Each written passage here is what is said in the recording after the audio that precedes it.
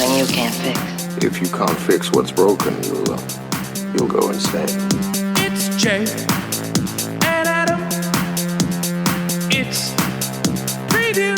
It's Preview's Fix It with Adam and Jay. Hey, peaches! Welcome to Fix It, where friends don't let friends fix pop culture alone. I'm Adam. And I'm Jay. And you're our listener. Well, hey there, listeners. Hey there, listeners. How you doing? How you feeling? How you showing? How you growing? How you lifting off into space? How you getting all over the place? I would not in a box. I would not in a fox. I'll fix it there. I'll fix it today. I'll fix it everywhere. Hip hip, hooray! You know what? We got there. The journey was a little shaky at parts, but hey everybody, welcome to Fix It. I'm Jay. That's Adam. This is this is our podcast. We're weirdly professionals at this. At least that's what we tell people. that's what my mom says. Hi, Mom. She says I'm a professional. She's so proud of us. You may know us from Adam's mom's favorite YouTube channel. It is Previewed, where Adam and I react, review, riff, and sometimes rate. Sometimes rate. All nerd pop culture. It's the YouTube channel that has people saying, "Oh, that's cute." Well, I guess that works. Bless for them. their hearts. Look at them having fun. They're clearly having a good time. And here on Fix It every week, we take a piece of pop culture that maybe missed the mark, maybe didn't quite get there, maybe just needs a tiny little wayfare to get there, just a one single tiny more little wayfare. Do you even know what I am referencing right now? Yeah, it's Little Mermaid. The French chef when he's trying to chop. Have you not seen The Meaning of Life? I know the song.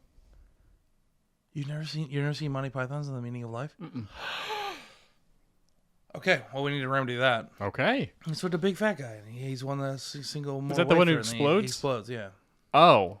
Tiny little wayfare. Oh yeah, no, I don't. Right. I didn't like that. Good. I This saw is that. Yeah, I good. didn't like it. It Glad was gross. I'm glad we're like laying this We're- to wax. Firing on all cylinders today, baby. Headed into crowd work at full blast. Ooh, baby. We hit that NOS maybe a little too early, Jay. And today we are fixing a movie that I think most people would argue is just simply sufficient. Oh, sure. No one hates this movie. No one hates this movie, and but it could use a fix. We are yes. fixing Iron Man 3, which I believe is 2012. And 10, 11? 12. Wow. Technically, in the continuity of the MCU, this movie takes place a couple months after Avengers. Yes. So I think it's 2012. All Because right. Avengers came out in 12. Hello, gentlemen. Producer Brian here. Just a little correction. Iron Man 3 takes place in 2012, but it did come out in 2013, May of that year. Anyway, back to you, gentlemen. Righty-roo. I can dig that. But we're fixing Iron Man 3 today. A movie that I think I kind of liked more on the rewatch than I liked seeing it in theaters. Oh, sure, because we're 10 years removed. Yeah. And that twist in it is no longer a sore spot. No longer kind of a gigantic bummer because they retconned it. Yes. But I would argue that they should never have had to do that. No, they really shouldn't. So like, oh, can you believe they pulled that out? I was like, yeah, because they needed to. They like the whole Mandarin thing was like, oh, that sucks. It's not great in any way. It was Marvel's first real big swing at trying something new. We're just trying subverting some expectations from the comics. Sure. We got it. He's like, oh, we got a big. We decided we couldn't pull off the Mandarin, even though we set it up in the first movie. We can't pull this off, so it's slattery. Yay! Ooh, Ben Kingsley's going to be. Ooh, this is going to be good. That's a good casting right there. Nope. No. He's an actor. Oops. Ooh boy. Now here's the thing. I mean, before we get too far into it, like, I didn't really know who. This is the point when I didn't really know much about Marvel. So yeah. when it's like, oh, he's an actor. That's weird. Isn't he supposed to be? Whatever. We'll keep going. But now, like, oh no, that's like Tony's Green Goblin. Yeah. This is like a big deal. This is like a big deal. And they really decided to like not make it a big deal. I mean, we'll get more into this later, but both plot points in this movie, as far as like Iron Man canon, are both big deals. Extremis is also as big a deal as the Mandarin, like for what like modern day Iron Man ended up being in the comics, and it was kind of like, oh, okay. But before we get too far into Iron Man 3, Adam, how you doing? I'm okay, Jay. Let me check my watch. Yep, we got about 26 hours before crowd work, so it's gonna be fine. No, it is gonna be fine. By this time, you guys have already seen it, and it was so funny. The thing Can you believe when we messed up that thing, and then when we cried about the other thing, and those gifts you guys sent was so nice, and then Amanda and Kimberly were there. That was cool, and that surprise that you guys technically haven't heard. I don't even know what it is. Yeah, I don't know what it is either, but that was quite surprising now, wasn't it? Ooh. I don't know. I need to make sound effects. It's with the Christmas season happening and like outside things. Have you accomplished any of your Christmas shopping? I have not.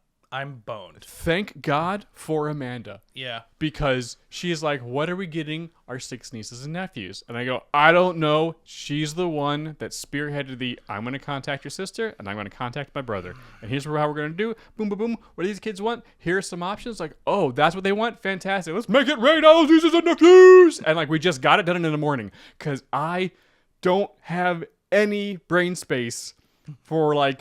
I'm just running on what do we got crowd work we gotta do, and we got the best of thing, and we got Switchmas, and okay, and we're leaving. I'm leaving on the 23rd. You're leaving on the 20th. Just like so many. It's like, gonna happen. we're racing towards the end, and it's like my mom's like, "Hey, what do you want?" I'm like, "Mom, I don't know. Honest to God, just cut me a check, like straight up. At this point, yeah, it's we're very lucky to have the women in our lives that we do. We're very lucky. For so many different reasons, we are very blessed with a beautiful support system. Because I always, you know what, I do need the support around the holidays, just because it's just like there's so much going on, and like, what do you want? What do I want? What's best? And it's like, guys, there's too many balls. And what are we getting each other for Christmas? I don't know, Jay. I don't know what physical item I can purchase for you to show you how much you mean to me, because I crushed it last year. Yeah. And last year's Christmas was a home run. I don't know. I don't know. Because I don't know.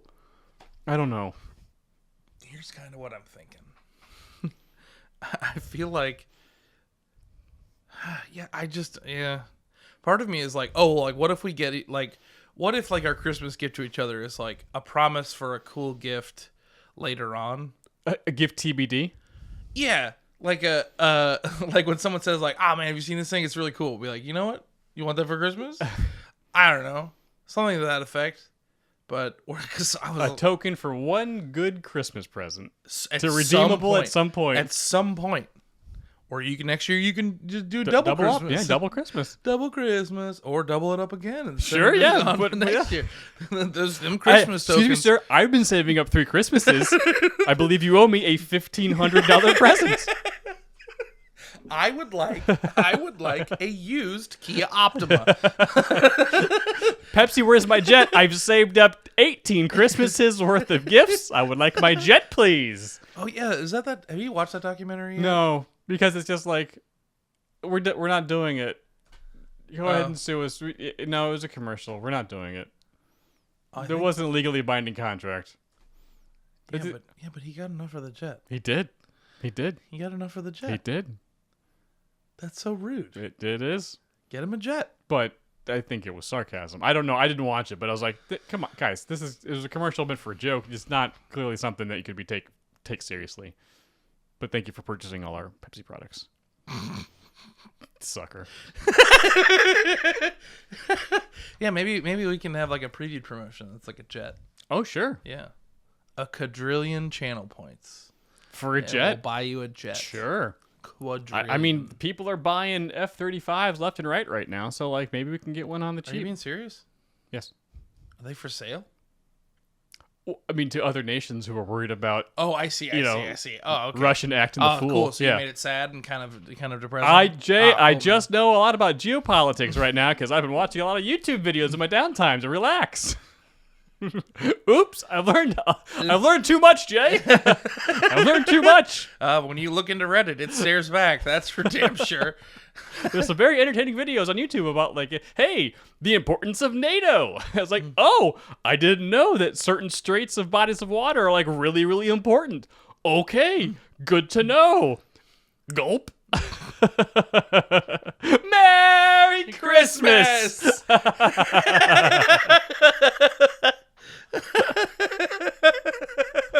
Oh my god. Oh man. The funny, if you're a previewed fan out there,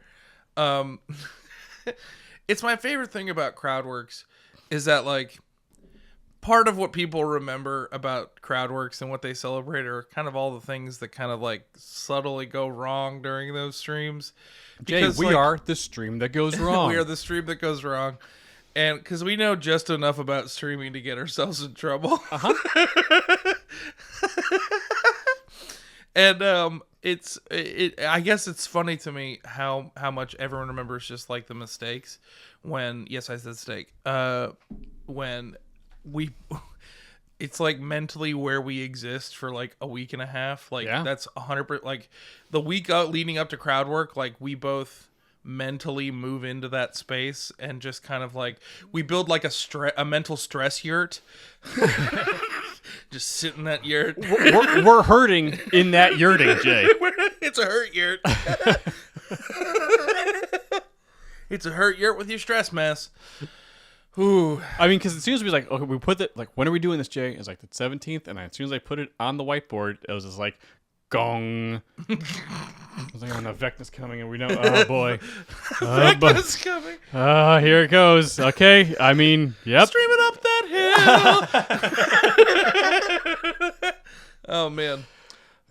So I think we should get to Iron Man 3. Yes, so we're good, but just a little. We're gonna be fine. Oh, it's always going to be fine. It's always going to be fun no matter what happens. Absolutely. But the reason why it is so funny is because we set out to not make mistakes, and we just always run out of time and that one last thing that got through both of our hands that we're trying to catch is like, yes. Oh, oops.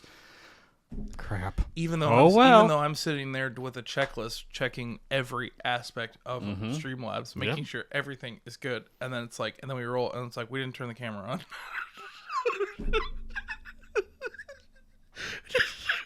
Turn the damn camera.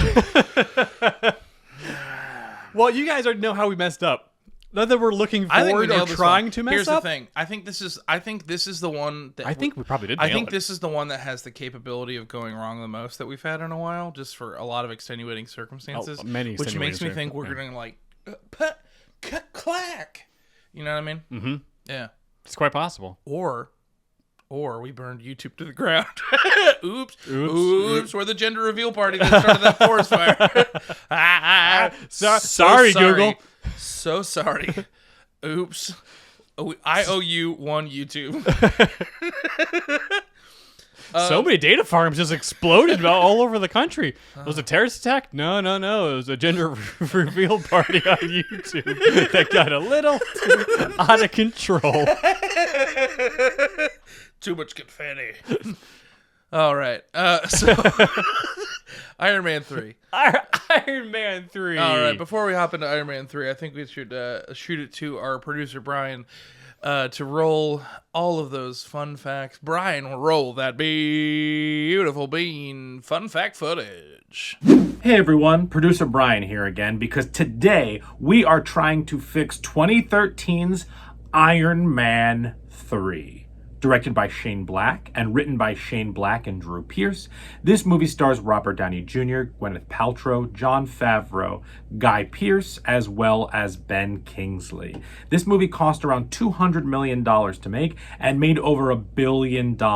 This is the highest grossing Iron Man movie in that trilogy. And if you care, it is a 79% on Rotten Tomatoes, and it is the first movie in the second phase of the MCU. And don't forget about the Marvel one-shot All Hail the King that starred Ben Kingsley again as Trevor Slattery. He was in prison for what he did in Iron Man 3, and the 10 Rings break him out, and we are told that the Mandarin does exist in the MCU, and then we get that awesome cameo by Sam Rockwell as Justin Hammer, and this all connects directly to Shang-Chi. This was received very positively by fans because they received the Iron Man 3 twist so negatively, and quite frankly, just to let you know, I do like the Iron Man 3 twist, and I think it's only gotten better, obviously, since Shang-Chi. Anyway, back to you, gentlemen. Great job, Brian. Oh my God, Brian, so many facts. It was like a unibeam of facts straight to the dome. What? I watched a lot of Iron Man the past week, but I know, like, repulsor beams and shoulder cannons. Pew, pew, pew, pew, pew. Like whistling birds. Yeah. For me, I never understood why he had missiles on board in any way when he had, like, laser beams he could shoot everywhere. Well, laser beams go in a straight line. Maybe you can, like, direct a rocket. I guess. A rocket, like, you run out of rockets. You can run out of rockets. Yeah. I'm also... That conceptually, like, it rings in the part of my brain that, like, hoards all of the supplies I get in a video game because I don't want to waste anything. When the game is specifically designed to be like, well, this part wouldn't have been that hard if you had used these all potions, the things we gave you, these potions that you've had in your bag.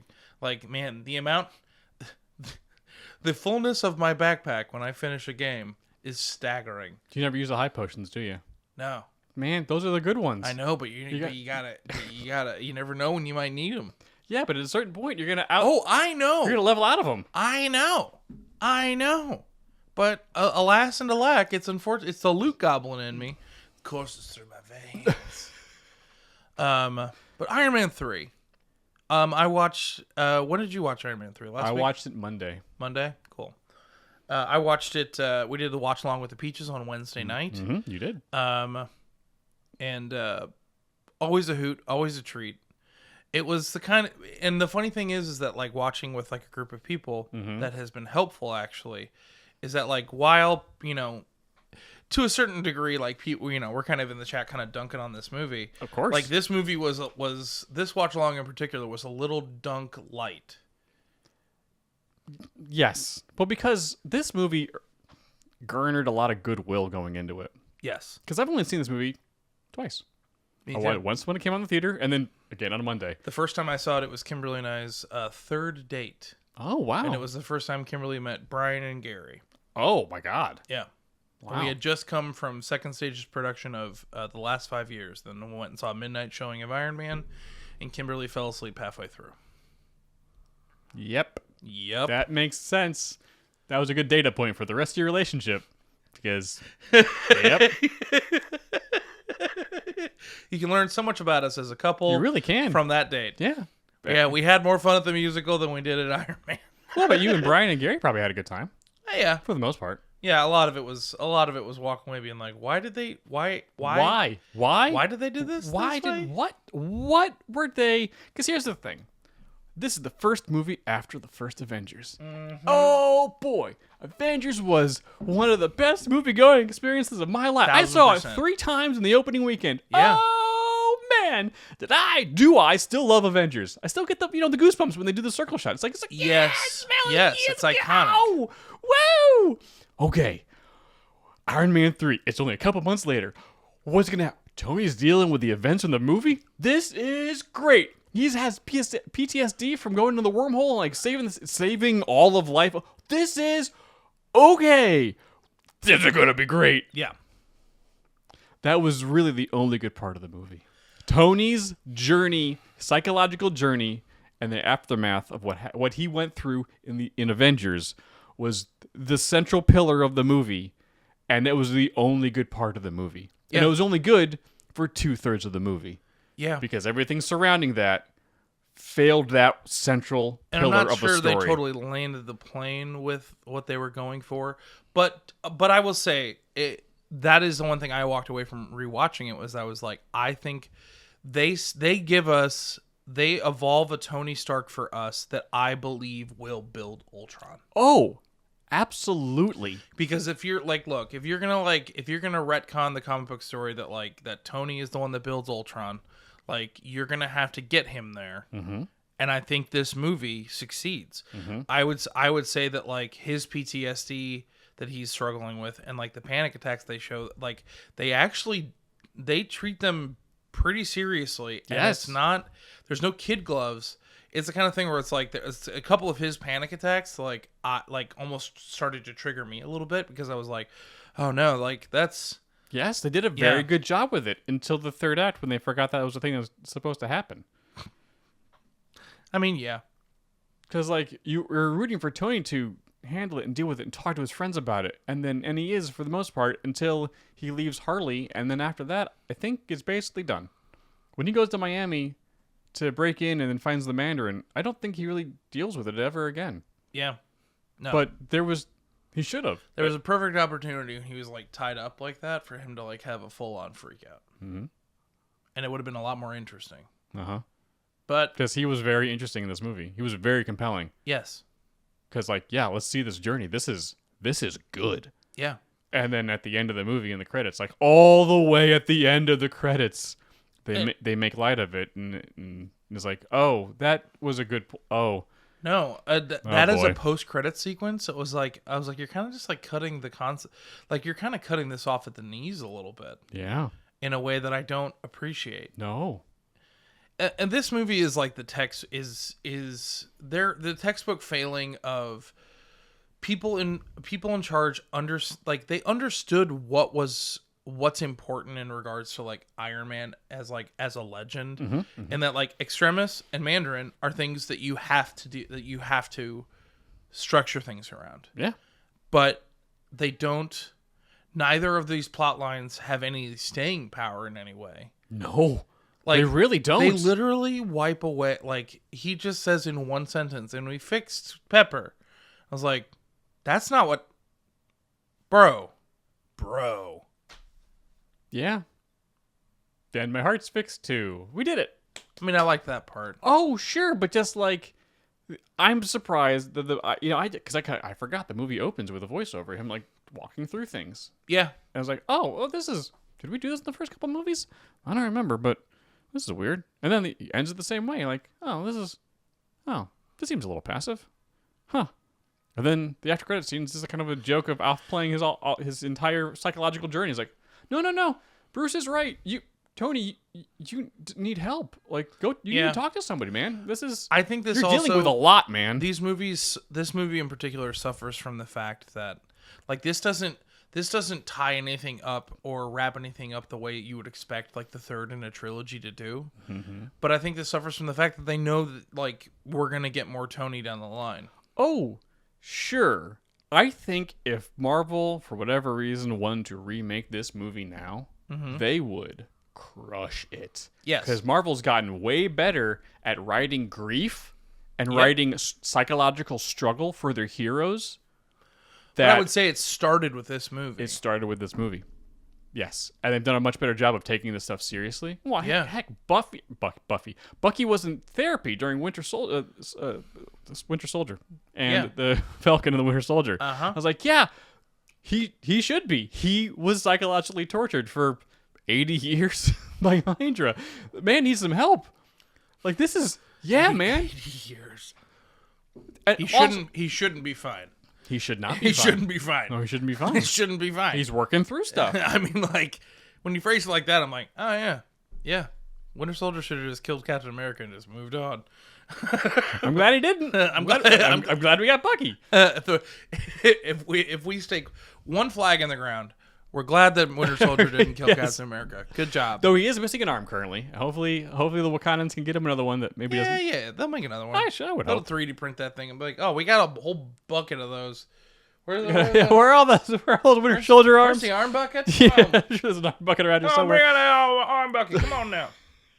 Bucket needs another arm. I'm so sure he has had some assistants be like, yeah, just keep making, I guess, Winter Soldier arms. I'm sure Bucky's gonna need them. He's the Yeah. White Wolf after all. I mean, Yeah. we'll call on him at some point. Should we give him backups? Nah, it's funny when he has to come back and ask for another one. It is funny. Wait, that idiot come back here for one other arm. White Wolf my ass.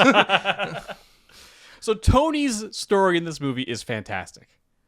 Yes. Everything It's else really in the good. movie is just not. Yeah. Because the Killian, I don't know who the Killian character is in the comics. I know he is a comic book character, but I don't know what he was from what I read and my research I did, that character actually was original to the Extremis storyline, the Warren Ellis book. Oh, Like, okay. he was brought in to be a part of the whole thing. Oh, Yeah. His story ends a lot differently. how's the story? He's not. It's more that him and the girl are flipped. Oh, okay. Yeah. That makes way more sense. Yes. I did not buy her as turning evil at No. all. She just didn't. Well, no, but she ends up. Sure, You know. but just I didn't. I don't know. I just and she's dead. Oh, okay. Yeah. She betrays him, and then she has a change of heart, kind of, but not really. And then it's like, oh, What do you mean? She puts the poison up to her neck and is like, I won't. Oh, I'm not sure, going along and then with she's this. dead. So, okay, well, Whoops. oops. I mean, thanks for coming by. Cool, Extremis, you did it. It still blows people up, but Also, I will say that the one thing that this movie succeeds in is that they have a firm understanding of what makes Iron Man cool. Like all the things the suits do, Mm-hmm. like him piloting the suits without like people being inside, Mm-hmm. like all the way the combat works when the suit's like coming to him and he's only fighting with like part of the suit. that part That stuff rules. you know what? Let's talk about the cool things in this movie real quick. Great. The house attack scene was awesome. Yes. When they blow up Tony's house. Well, especially when they see the rocket coming from the news on the TV, that's yeah, that was a a good very shot. good scene. Pepper getting the armor or putting the armor over, surround her. That was really cool. yes. Tony almost drowning, and then how Jarvis is like, "Take a deep breath, sir." Takes the arm off, pulls it around, grabs him, and pulls it. Like that was really smart. Yep. Very cool. All the stuff with Harley, the kid, great. Yes. He was the best. He was like the best part of the movie. He was so good. That kid was so good. The sequence when he's just like, "Well, you're a mechanic, right? When he's built something," I was like, "Yes." I was like, "You're right." Honestly, at this point, rewatch this movie, I'm like, hey, he was important enough to show up at the end of Endgame for Tony's funeral. Would've it Where's killed him? Harley? Where is Harley? Like, a great Riri's gonna, do Ironheart now. Yeah, neat. that's great. But like, if this kid was more important enough to Tony to be at his funeral, where's Harley? Yeah. Because that kid was awesome, Yeah, and like I that would kid. like more of him, please. Would it have killed them in Endgame to like have like a 2-second little scene of the kid showing up and she's like, "Oh, like Harley, it's good to see you. Like, how long has it been?" Like, just because like the pan of like him standing at the funeral, everyone went, "Who's Who that that? kid? Who's that kid?" I had no idea until someone was like, yeah, but because they're like, "Oh, well, you didn't realize there's a kid from Iron Man." I'm like, guys, did. there's been a lot of movies. It's been like 10 years. There's been a lot of It's movies. been like a really long time. It's been a while. Sorry. Can we not? Yeah, don't shame. Don't. Can we be kind to each other for a sec and just realize that they didn't set that up properly? They did not at all. They did not at all. Random kid. Yeah, just a random at kid. Iron Man's funeral. Because he was just standing off by himself. Like if he was standing with another team of people or somebody to have been like somebody. anybody to be like, "Oh, thanks for coming, Harley. Like glad you could make it." Or is he there to like take the mic and like the Game Awards? He's stuck in Iron Man's funeral. What else is really good? Oh, everyone falling out of the plane. That was extremely inventive. Yeah, it was I'm really gonna cool. electrify your body so you can't let go. Hang on. Like, oh, and he can't. That was, and then slides everybody into the water. That was a really good scene. Yeah. Him fighting partially with the armor because he just got the glove and the boot. Like, that's clever. This is cool. Tony's getting better at this by using what he has and using his brain. And you see him fighting with a little bit at the beginning, and then he fights a little bit at the end. Yeah. Like, we see him actually do stuff. This is really good. But unfortunately, that's really like the only good part of the movie. Yeah. There was some really good stuff in here, but just surrounded by not good things and strong swings that did not work. They did not land the Mandarin in any capacity. No. If anything, it feels racist. Like, not even, and that's not even, and it's not even from, and that's even when the movie came out. It's not like I'm aware that like culturally we've become more sensitive to things like that. But even at the time, I was like, I was like, the name already is still a little like, I don't know. I think that's probably why they got rid of it in Shang-Chi. Oh, They even called me the Mandarin. Well, but An also, orange? No. My name is Ren Wu. Like, okay, that makes sense. Okay. No, you're right. You're right, movie. Good job, Shang-Chi. You're right. This is problematic. but also, like, it just didn't. It didn't, like, it felt insulting for it to not be real. Mm-hmm. It felt like when it was like, he's just an actor, he's just a player. I was like, that's not how big bad villains work in comic books. Like, it's not. No, it's not. Yeah. And they set him up in the first movie. Like, what if the Green Goblin was just like wasn't really real? It was just holograms the whole time, and it was just somebody like pulling the strings behind Surprise! the thing. It's been Mysterio the whole time. Well, that could actually be pretty interesting. That would not be interesting. That might work for a small segment, but like if you build up the whole movie as Green Goblin, all of a sudden surprise it's Mysterio, like, oh neat, Mysterio, but you.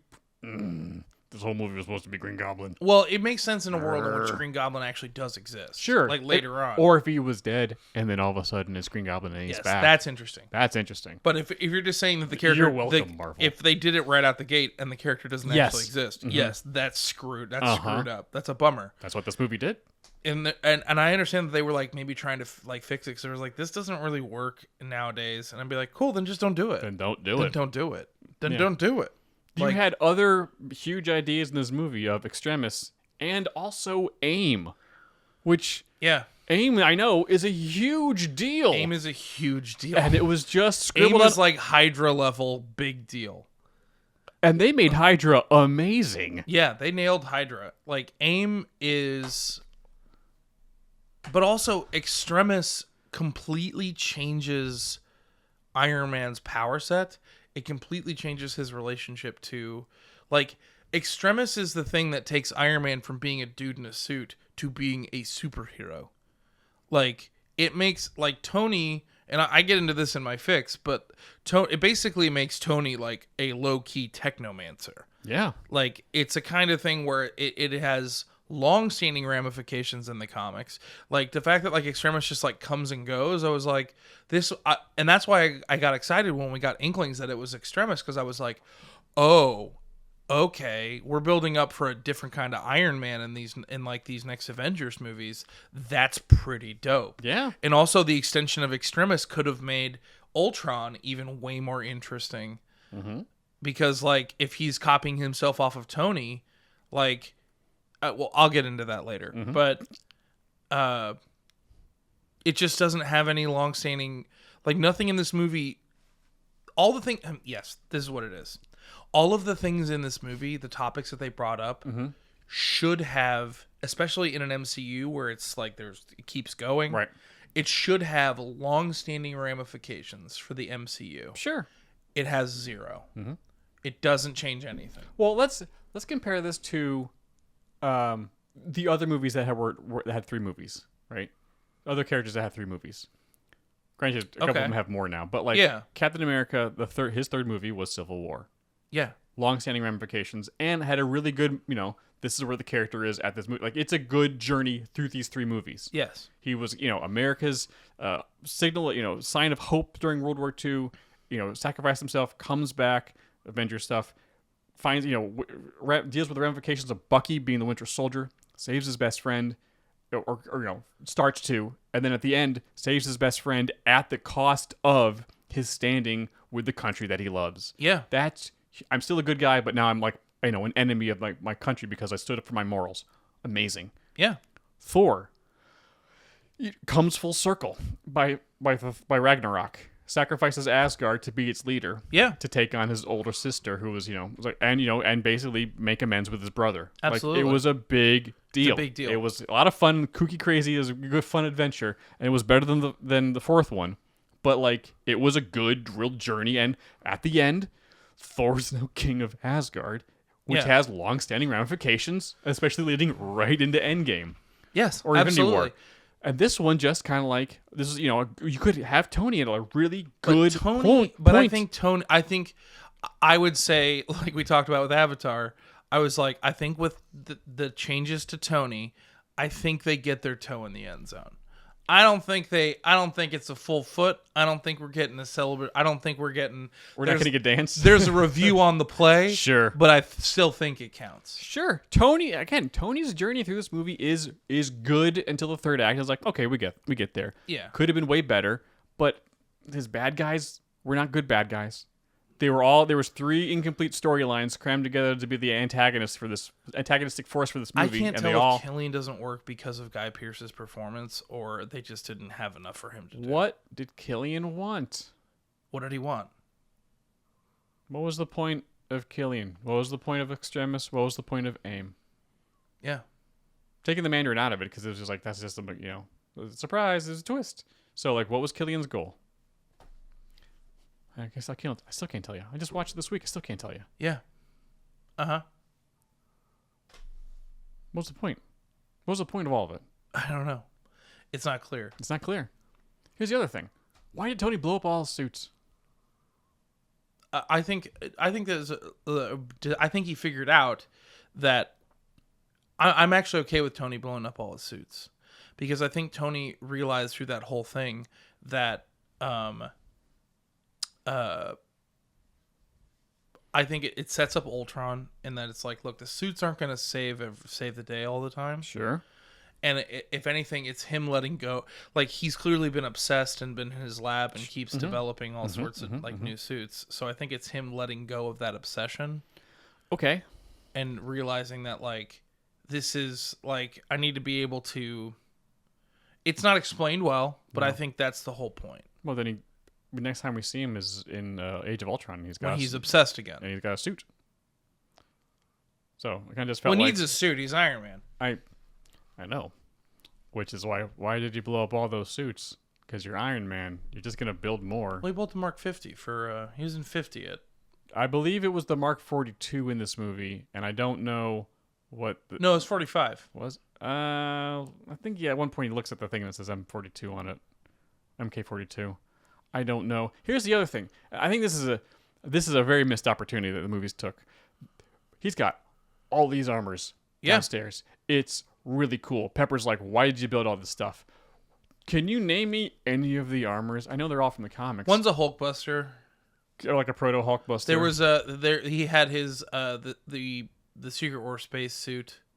I mean, there were a lot of them were like callbacks to comic book moments that like old school Iron Man kind of thing. My point being that like, oh, Tony does the house party protocol. Awesome. But then all these suits show up at night. You can barely see them. I don't know what these suits are. I don't know what they're capable of. I know nothing about what's happening here, and just a bunch of CG stuff starts smashing together, and then they blow up, and I'm like, should I feel bad? I don't know anything about these suits. Yeah. I don't know anything about these bad guys. Frustrating. And they're getting... And they're Iron Man suits, and they're just getting, like, shredded. No, they're taking out guys, too. Oh, sure, but they're also just getting shredded at points. Like, man, I think they're supposed to be... Come on, man. It should be way cooler. This is a really good... The house party protocol is a very cool idea, but just, like, it's in the darkness, I can't see anything, and everything's blowing up, and I have no context for stuff. Yeah. This could have been way cooler. Yeah. It's when it comes down to it, my biggest frustration with this movie is that the fundamental misunderstanding of what we like about Iron Man comes from the soundtrack during that. Thank you for noticing. That was gonna be my next point. The soundtrack is it's not indicative of any Iron Man. I was like, you pay AC/DC for Shoot to Thrill. That's it. I was like, Yes. you give us that, or you give us like maybe a cover of Iron Man, the song. You play. Where's the classic rock in this movie? Yeah. Where is it? Because I watched when I was Because it's not in a ton of the movies. It's mostly in the trailers. But those trailers, like they create a vibe and they create a Sure. world that we associate with Iron Man. Tony likes the classic rock. Yes, And it kicks ass when he kicks ass to classic rock. it's like Well, because I watched the first one for some more information for my fix, and I was like, oh, it's right. It's all in the beginning here. And it's at the end, like, yeah, I forgot. This is Iron Man. And in Avengers, when he shows up, his music, he's playing music and cuts in onto the Quinjet or whatever. When he enters, it's like, oh boy, Tony's here. And he slams and it's like, yeah, that's how you enter a scene. yeah, man. And it's just gone. I think if you just change that sound, if you give me a little AC/DC in there, Yes. yeah, You pepper in that AC/DC and some cool classic rock into Iron Man 3, it will enhance it. Yeah. Especially You just- the end battle. yeah. How does the House Party Protocol show up and there's no cool house party music? Are you kidding me? Yeah, well, because all the other AC/DC songs have been played out when it comes to Iron Man. If it were me, it would be It's a Long Way to the Top if you want to rock and roll, because like he has that slow build, because when you kind of see him on the horizon, like, and I almost would have it diegetically, like Rhodey being like, "What's that music?" Oh, it's got to be diegetic because yes, because it's And then also the a psychological. bagpipes come in, and it's just all hell breaks loose. Yes! yes. How Yes. awesome would that be? Yep. It didn't have it, and it was just like it literally felt like it felt like stock superhero music. It did. I It did. was like, that ain't it. Well, at this point, we still associate certain themes to all of our main characters, right? So, like, especially like in Endgame, when, characters showed up, and I was like, they played their sting. I was like, yeah, man, go get him, Spidey. Yeah, man. Yeah, go get him, Guardians. And it was like, Iron Man doesn't really have a sting. Like, he's got classic rock music. Yeah. He has the whole catalog. Pick a badass song Yeah, man. and play it. yeah, dude. This is not hard. Just give us what we want. And they just didn't. And it sucks. Because it really needed it. Each hero needs a really good fanfare. And unfortunately, not everybody has. Like, well, that moment in Infinity War when Thor shows up with the new axe. Yeah. It's like, oh, they're gonna play this yes, and then they didn't, and I was like, why didn't? But guys, why didn't you play the song? Yeah, or thunder. Why didn't you play the song? This is a perfect just- moment for this song. Guys, spend the money. You're Marvel at Disney. the money. You spend it. If we learned anything from Guardians of the Galaxy, Spend the money for the soundtrack. yeah. It's an Yeah. awesome mix. Volume 3. Let's go. Guys, why are we? It's so cool. Why did you miss that?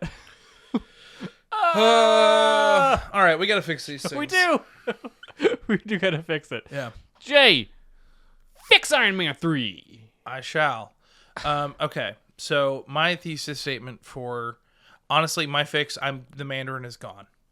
If you're not gonna do it right, don't do it. If you're not gonna do it right, don't do it. And I, as someone who read like the Warren Ellis like Extremis run, like it's a big deal. It's a huge deal for like everything that was going on in the comics from 2010 and on. Like Extremis like has long-standing ramifications as to like who Iron Man is as a hero.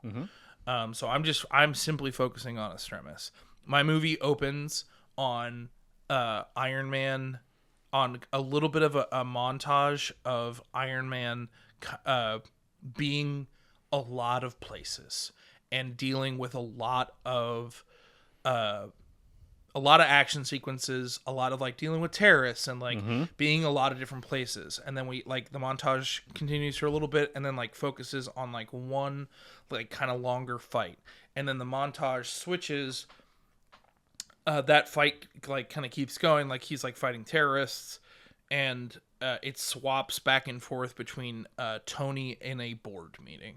Okay. And in the board meeting at Stark Industries, it's Pepper and then the entire board, and they're talking about like basically like the quarterly review of everything, and they are all really upset with Tony. Because what comes to light in this conversation at the board meeting is that Tony has been spending the majority of the company's money. He was like on his big think tank that he's been funding. And we get backstory into this think tank, and he's like, I'm just trying to bring all the scientific minds in the world together to like, we're just trying to solve all of the world's problems. And it's the kind of thing where like you can see some knowing glances between him and Pepper while he's talking about all this, and it's very clear that it's about the wormhole. Oh, yes. You don't want, no one else was out there. You don't know what I just saw. Yes. You guys, we clearly need to rally the troops. And they were like, and the board is like, you have not come up with any products or anything that can make this company any money. Yeah. Because Tony, this is a business, Tony. Yeah. He was like, they were like, we are going to have to make, he was like, the board is like, and Pepper agrees, we are gonna have to make some moves on the only product that seems that anyone seems to want to pay for, the Iron Man program. Yeah, like we're gonna have to figure out a way to work out a deal with the government. They were like, they already have James Rhodes, like it would be in the hands of a person that you trust. And Tony the whole time is like, no. And Pepper is just like, this company is going to go under if we don't do this. Right. And the whole time it's also cutting back to like Iron Man just like, and he's like, I have been taking care of me as Iron Man. I am world peace. Like I've said that once, I'll say it again. Yep. Like I am taking care of it. And it comes to light that, and Pepper's finally like, if this was this important to you, you would actually be here. And she like swipes at a Tony at the end of the table, and it's a hologram. And we see that Tony has been in the suit in the meeting taking out terrorists the whole time. And that's very good. And she's like, how many fights are you in right now? And then we find out that the whole montage has been empty suits. And he is fighting all the different fights at the same time. And he's like, I've only gotten it up to 4. Like he's like, the empty suits have this lag. I can't work out, but like I can do up to 4.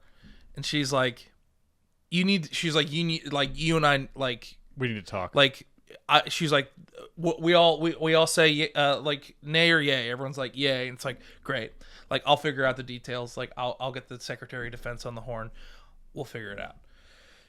And then that's another thing that frustrates me about Iron Man 3, and I'm gonna include this because I think it's the right choice. Sure.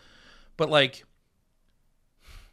dude, Iron Patriot was Norman Osborn in an Iron Man suit. Yes, it was. Iron Patriot was supposed to be like, yes.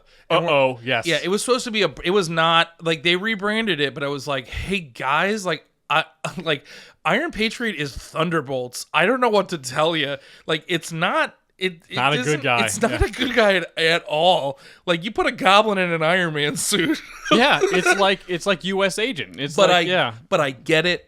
And so we're just sticking with the Iron Patriot because we have to be like, War Machine is not a good enough name. Like if the Stark Corporation is going to be spearheading this and selling this to the government, Iron Patriot is the thing. It's a better name, yeah. It makes sense. It's fine. It's comic book accurate. Yes. Yes. But yes.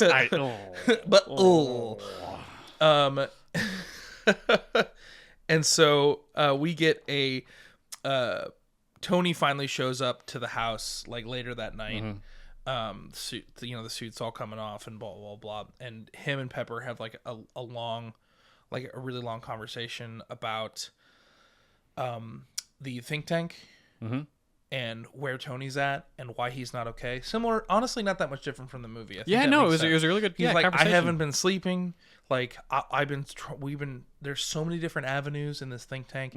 So many like different avenues we can go down. He's like, I don't. And she's finally like, we're gonna get like, we'll fix all these things. And she's like, and Tony's finally just like, you didn't see what I saw. Like, this universe is so much bigger, and we are not ready for it. Like, I need to be ready for it. And she's like, okay, can you take me to the think tank tomorrow? And he's like, okay. And so we get a full tour of like this Stark Industries like technological summit. And it's, we're seeing like all these kind of different, the Easter eggs write themselves. Oh, you know what I mean? yeah. Like all the the fun little things. I think that's also where we could have, I think we could set up Bruce in that space as well. Sure. Like he's kind of overseeing that think tank. Because at this point, like We were after Avengers. Yeah, they should be hanging out at the Science Bros. because we need that, like the Hulk needs more connections with the people in the universe. And they spent the all Avengers figuring, making Tony and Bruce best And so I best think buds. Bruce has been kind of put in charge of that whole thing. Sure. And that's where we set up.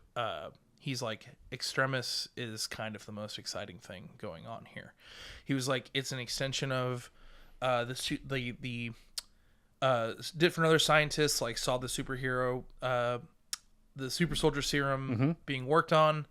They found this new avenue of super soldier. It's like, this is a virus that taps into the part of your brain that facilitates the repair. It's basically like it infects the part of your brain that has the blueprint of your body in it, Okay. for when like your body needs to be Right. like, how do we fix this? And he's like, once you go through like the metamorphosis with this thing, he was like, it basically like it improves your body ninefold, assuming that like we go through the protocol correctly. Like we basically build a super soldier. And he was like, it's relatively safe if it's monitored properly. Of course. We meet Killian at this point. He's the one like facilitating all of this stuff. And they're like, we're ready to start testing. And Tony's like, okay. So we transfer into like a full on testing lab. Okay. Like full on situation. Like he's invited like people from the company.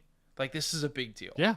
And in the comic book, like when you infect someone with Extremis, it actually like it basically like you build a cocoon like a butterfly of just like Oh, really? scar tissue. Oh. Like your body basically like destroys itself and then rebuilds it. Oh. It rebuilds itself. Yikes. And, Okay, I didn't know that. Oh, it's insane.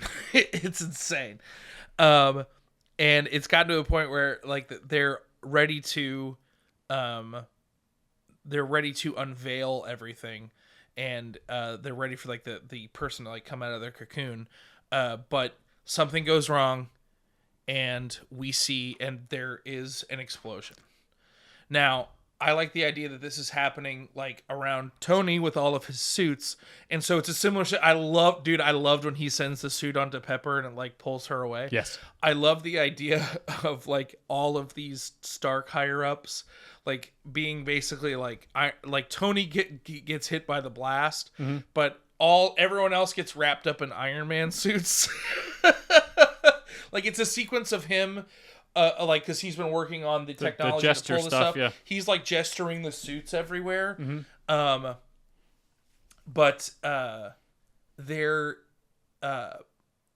There is a moment where one of the secretaries of one of the senators or something like he doesn't get there in time. Like there's a little bit of a lag with the suit. Like she gets injured like very badly, Sure. and so like. Basically, this like Stark is kind of forced to like shut down the Extremis program. the think tank as a whole. Oh, whoa. And Killian is like, I'm sorry, Mr. Stark. Like I didn't. And Tony got hit by the blast. Tony got hit by the blast, but that's not necessary. He's injured. Sure. So he's got to heal up a little bit, but that's not necessarily how he's infected, if that's where your mind is going. I just wanted to make sure the scene was clear that he was in the blast. He did not get a suit himself. Yes. He was saving everybody else. He was saving everybody else. And someone else got really hurt. He was like, and he realizes in that moment, like, and there's harsh words between him and Killian. He's like, clearly the Iron Man program is the only thing that's really going to save, like, okay, fine. If that's going to be the only thing that's going to do that, then that's what we'll do. And that's where we get Tony's kind of first like panic attack, because it's him like leaving that whole situation, kind of like freaking out and being like, I guess it's all on me. Mm-hmm. And so Tony like basically builds Iron Patriot for the government and builds them some other things. And it's okay, fine, all right, fine. If the government wants an Iron Man suit and we got to keep the business afloat, then I will give you what you need. But Rhodey's got to pilot it. Yep, 100%. Get in there, Don Cheadle. Yeah. Yeah. And we see that like as Iron Patriot is being like introduced to the public, and like he's meeting like all of the politicians, and he's in Washington, and I'm Iron Patriot, ha ha ha. At the press conference, Don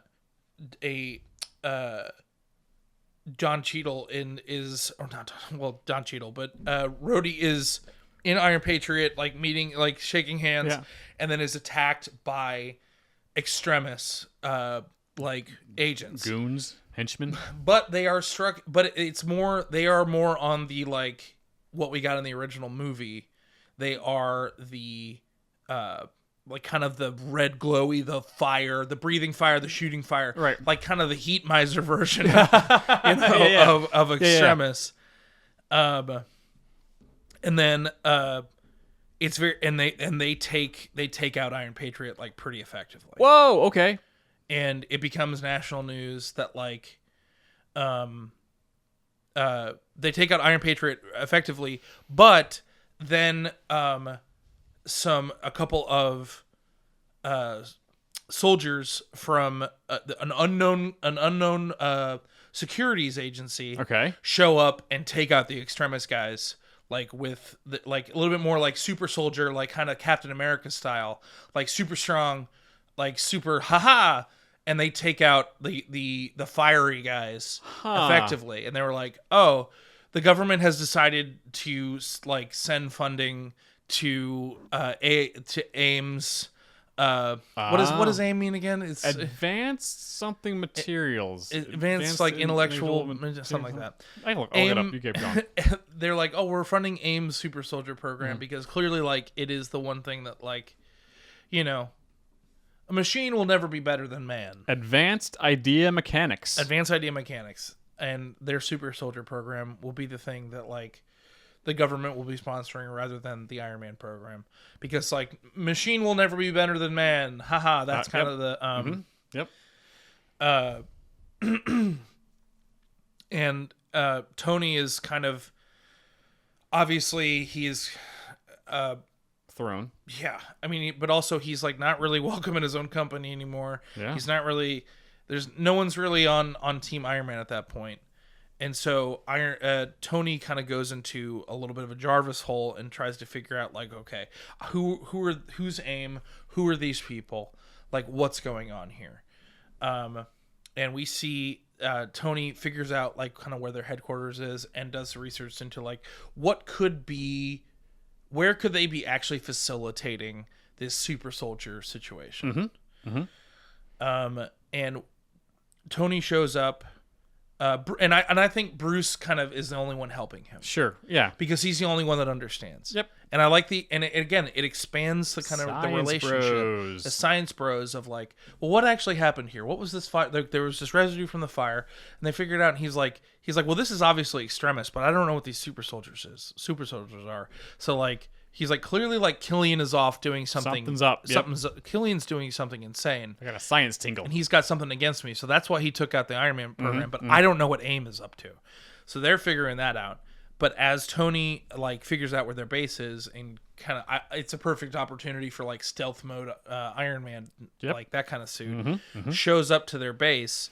But as he's like kind of getting a periphery, and like kind of maybe doing like a higher flyby to kind of get the lay of this base, he sees like a very familiar little form riding a motorcycle like up to the gate, and stopping the motorcycle and then just jumping over the fence. He's like, Steve, what are you doing? Hey! And Okay. yeah, I was trying not to put anybody else in my I movie, know. but I was like, No. I'm glad you did. Here's the- Because yes. because here's why, and here's what I'm fixing with this. My one frustration with Civil War is that Winter Soldier or Civil War? Civil War in particular, they imply a lot of relationship between Steve and Tony, but we don't see a lot of it. They tell us that they have a really good relationship. I would like to see more of it. Yes. So the rest, like a good amount of the rest of like my Iron Man 3 is going to be Steve Steve and Tony, at least in this section. Hey, great. Because I mean, Steve found out that people are saying that they can make super soldiers, so he's gonna be Of course he's gonna be there. because he's like part of him is like, well, we'll see what's going on here. This might be Hydra, something, but also maybe they have Bucky. So we get a little taste of that. Okay. I think they play it very coy. He's like, I thought somebody would be here, but he's not. It was a long shot. So they invade this base. They have to fight super soldiers, like all the way there. And then it comes to light that they get to the main lab, and it's been abandoned at that point. Sure. And it comes, and they find the main lab, and Tony's like, "This is Extremis. This is Extremis. I don't know. This is the same setup." And we get a hologram pop up of Killian being like, "Hey, like." Yeah, finally found my base. Yeah, you told me that you nothing would ever beat your program, but I beat it in like 3 months. So like that's fine. Yeah. Like, it's a shame. It's a shame that your star has fallen so far, but like I'm the new darling now, and as long as like my my little fire boys keep showing up, they're gonna keep buying my super soldiers. He's like, all I had to do was tweak the formula a little bit. Yep, of course. And he's like, Extremis is very pliable. You can kind of change it in any direction that you want it to go. And he basically sets off an explosion. Of course, yeah. That Tony and Steve have to escape in their own superhero ways. Blows up the base. And we figure out that through that fight, both Tony and Steve, like Steve does okay, but it comes to light that Tony is just not fast enough. Like he was like, I think there's something to that. Like machine will never be better than man. He was like, I don't necessarily have the ability I can think as quickly as these guys, but I can't always react because I have all of this like extraneous. Yeah, I have this lag. Right. The lag keeps that we've been setting up keeps coming back. He poured all of his points into intelligence. Yeah. Not strength and dex. 1,000%. And Steve is hanging out with him in his base because he was like, yeah, I think they know where they know who I'm. Steve Rogers. It's like I'm Captain America, but everyone knows who I am. Yeah. Like I should probably lay low for a while. So Steve is hanging out with Tony and Bruce, and they're both in like the Iron Man compound. We can get some fun scenes in there, of course, but it's Tony. Bros. It's Tony again. Like we get a moment of him like late in the lab.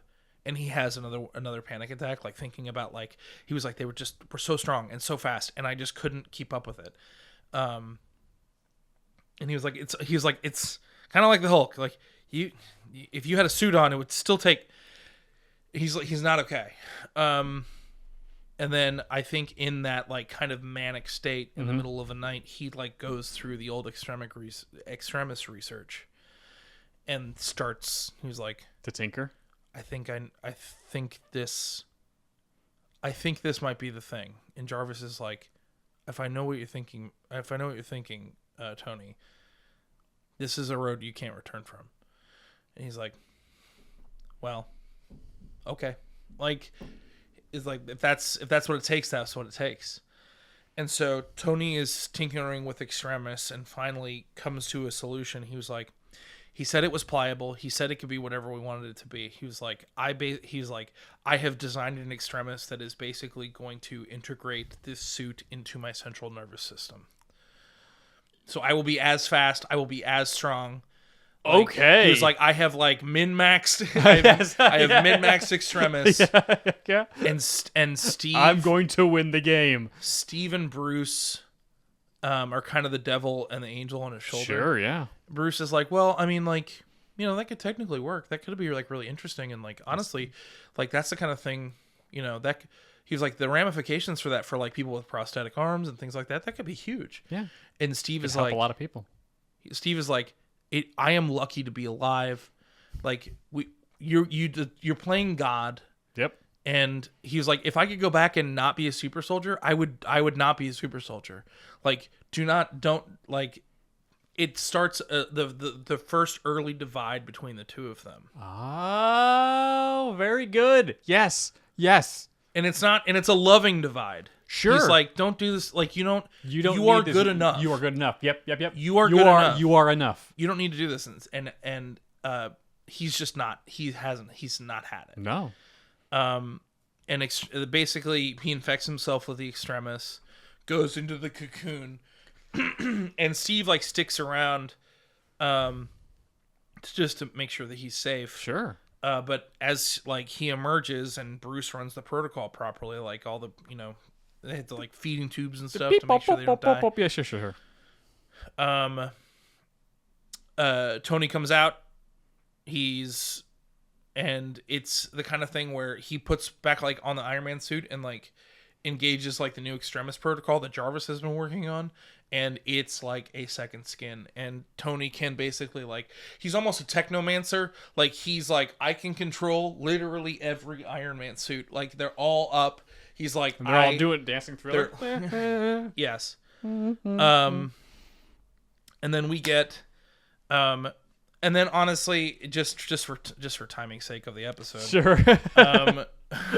we cut to and then Steve is like, I hope you're happy with yourself.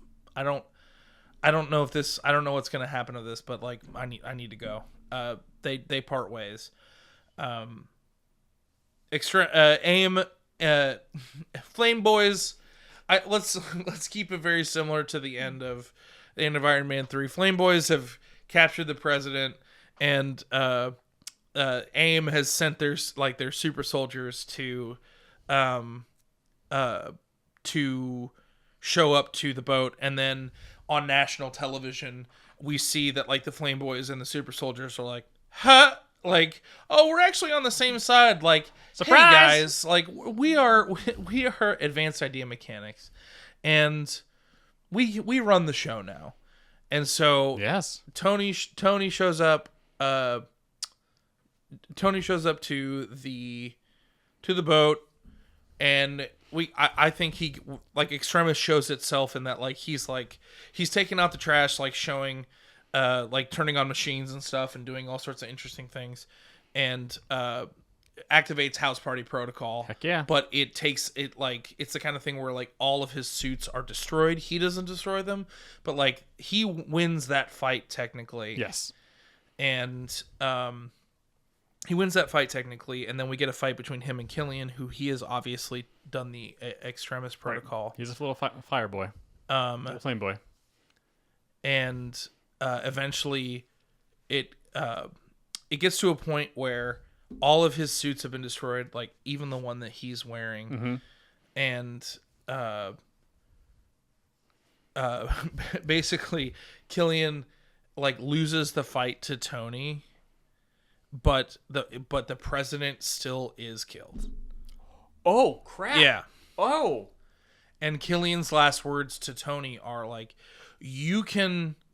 you can evolve yourself as much as you want, but at the end of the day, you're still just one man. Like, you can have as many Avengers as you want. Yep. But like at the end, there's only so much you can do. Mm-hmm. And I think Killian loses the fight, but gets away with AIM. Sure. Yeah. I mean, AIM has to survive this movie. AIM has to survive this movie because AIM also has there will be some interesting things at play with Hydra. Yes. And all of that stuff. Yes. Like, if anything, I think AIM kind of taking over the vacuum that Hydra left after the whole SHIELD thing falls apart. Yes. Is really, really good. And Yes. knowing them as villains. Yes. AIM just needs to be around as sort of a card to play in the future. Yeah. Because they can still play the Hydra card now. But it's, they've beaten Hydra for the time being. Yeah. And then my post-credit sequence is Tony telling Jarvis it's time. It's, that Ultron protocol we've been just like goofing around? He's like, I think it's time to start taking that a little bit more seriously. So we actually name it a couple years before. Yeah. Set it up. Yeah, set it up. But yeah, we get a Tony that like has a little bit more of an advanced power set. Yeah. And has it's not a perfect fix. There's obviously Pepper kind of isn't really there, and I think that relationship should be important. But Yeah. I didn't really feel. This is more Tony's journey. Yes. Yeah. Yeah. So that's my fix. That's really good. Yeah, it's not bad. Yeah, no. AIM sticks around, is actually Extremis, and you upgraded Tony. Yeah, and no racially insensitive Mandarin. No. You're right. The Mandarin is racially insensitive and problematic. But I think he's still pretty much called that in Marvel Comics. 1,000%. So when we started this week, and I was like, okay, there are 3 basic plot lines in this Iron Man movie.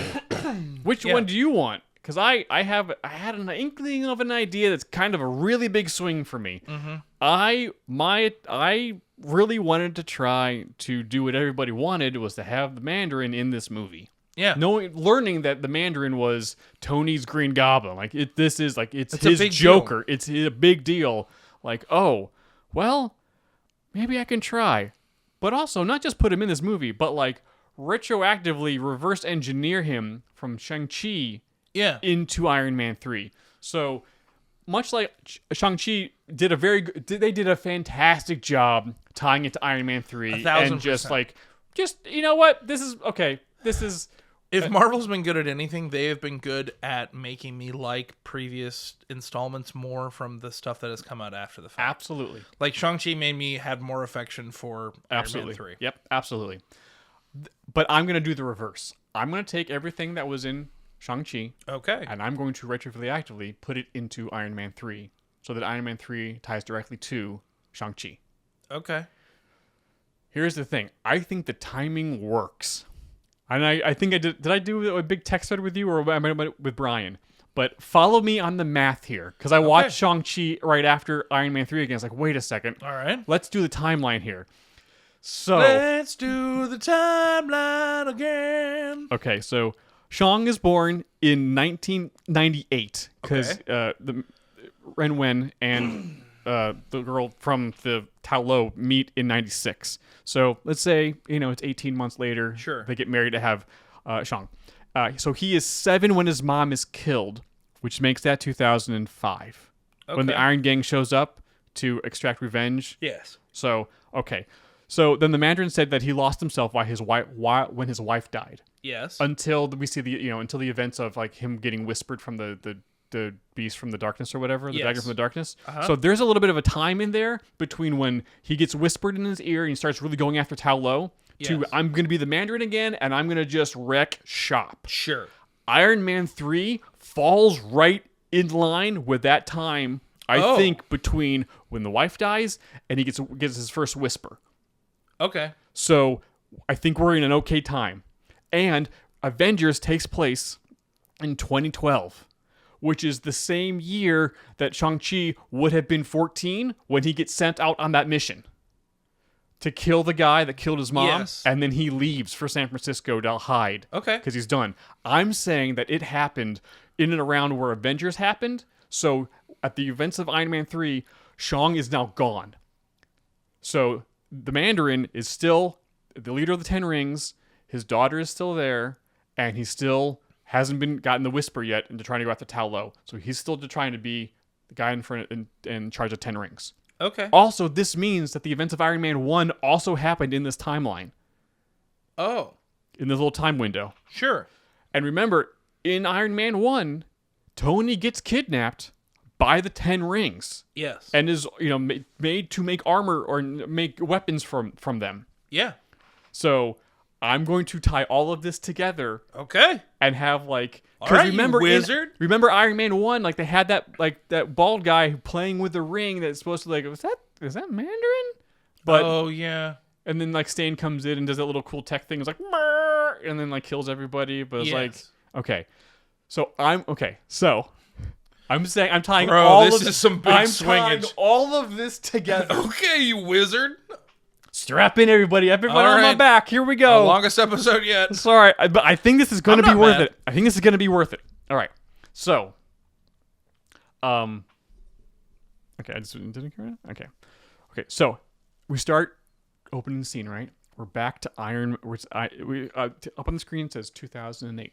Okay. And we open on a chair that looks very familiar to us now in the present because we saw it in Shang-Chi, but in the first, if this was the way things were, we wouldn't see it for the first time. Okay. But we see a familiar chair to us with a 10 ring symbol behind it and a man in shadow. We don't see his face.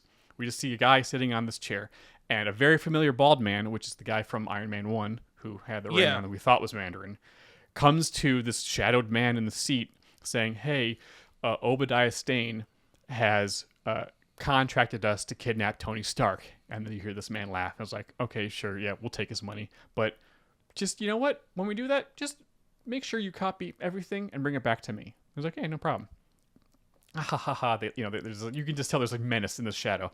And then we kind of flash forward through the rest of, Iron Man 1, where the guys, we see more information make its way back to the shadowed man. Yeah. Then we see, flash forward to the events of Iron Man 2 and Avengers as we see this guy training, what appears to be his son as he's going about his business. We don't see his face.